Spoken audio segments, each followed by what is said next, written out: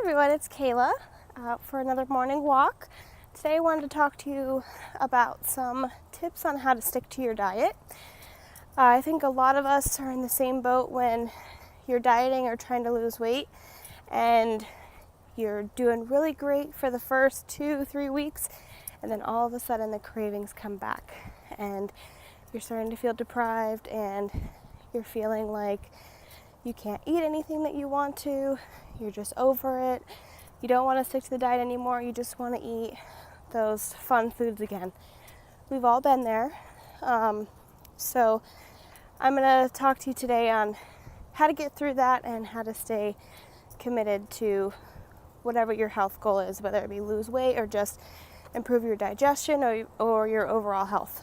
So I think the first step is to get very clear on what your goal is, because when your goal is too general, you don't have anything to really strive for. So if you journal, it would be a really good idea to really write down your goals.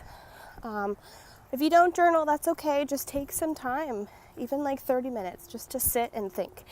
We don't allow ourselves that time to just sit and process things. So giving yourself even 15-30 minutes is plenty to really sit down and evaluate where you are and where it is you want to be, and also how long you want it to take to get there. Once you know what your goal is, then you want to start thinking about why do you want to reach that. What do you feel like it's going to help you with, or how is it going to make you feel to reach those goals? And then also think about what happens if you don't reach those goals, if you don't follow through. How is that going to make you feel? So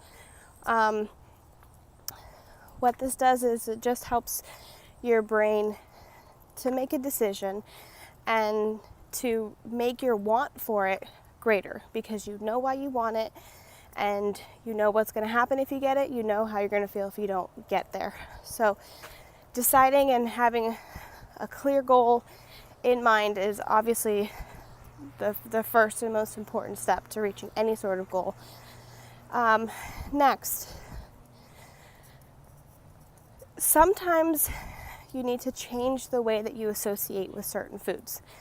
I did this myself. After I had my daughter, I had to have a C-section and I was devastated about that, but also it just wrecked my digestion so bad. And I had already had IBS my whole life and had finally gotten to a point where my digestion was getting a lot better. I was feeling good, and then I had to have the C-section and it just set me way back. So I was devastated. So I went on, the doctor I work for, he's got a great diet called the Free Diet. I'll post a link in the comments if you want to check it out.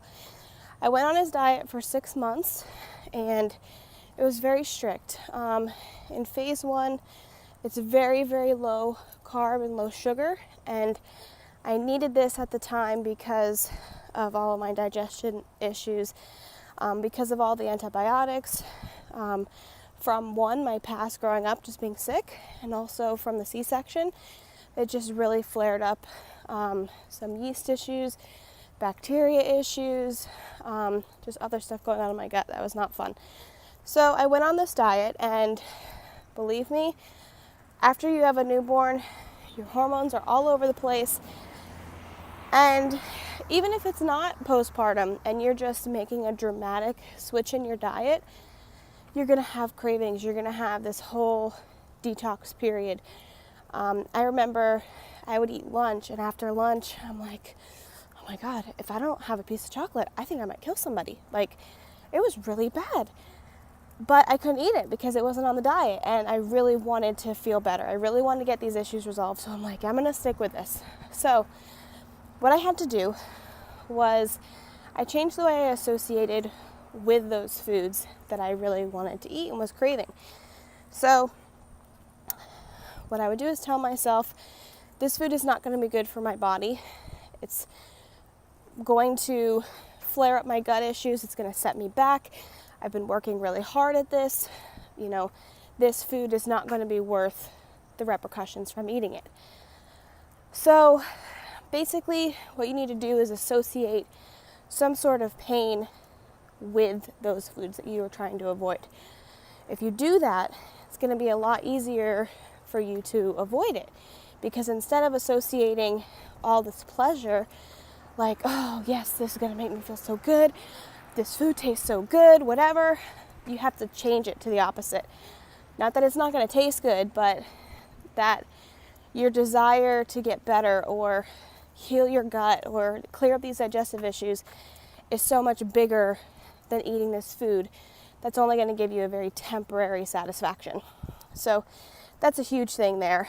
And last, I would say what you can do is come up with some alternatives. So I think a lot of us feel like we either need to snack or we just get bored eating plain meat and vegetables. And I totally hear you on this one.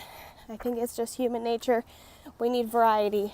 So having some snack options is a great idea. So you can, like for me, I'll just give you an example because it's easier. I love cinnamon apples.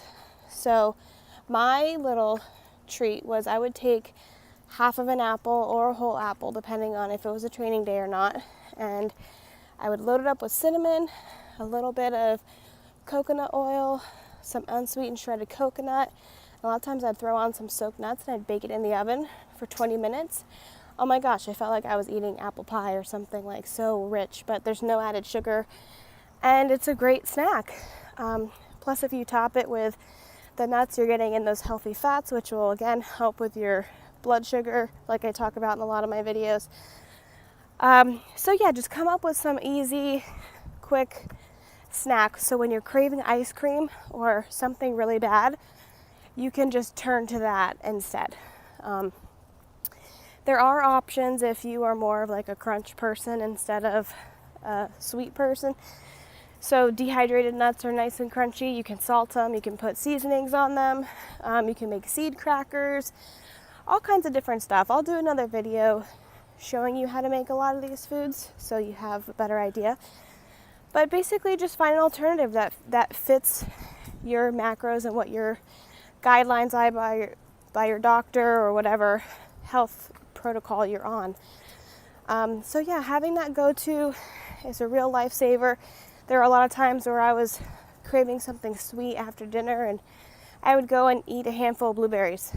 And even if you're not eating the food that you're craving, just having something small that's still healthy is going to meet that need.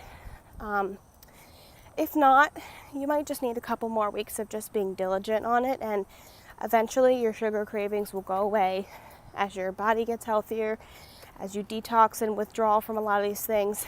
I think some good things to speed up this process is to make sure that you're sweating. The infrared sauna is one of the best things that I've ever done. I'm so glad that I added that into my routine because it's just so healing and great for detoxing. Exercise is one of the best things that you can do. It's going to help to improve your circulation, give you more energy while you go through this, and also the sweating is really going to help you detox. So get more active, set clear goals, have some alternatives, and that's it. Well, good luck, guys. If you have any questions or want to leave a comment, feel free to. Also, please like and subscribe to my YouTube channel, and I hope everyone has a great day. See you next time.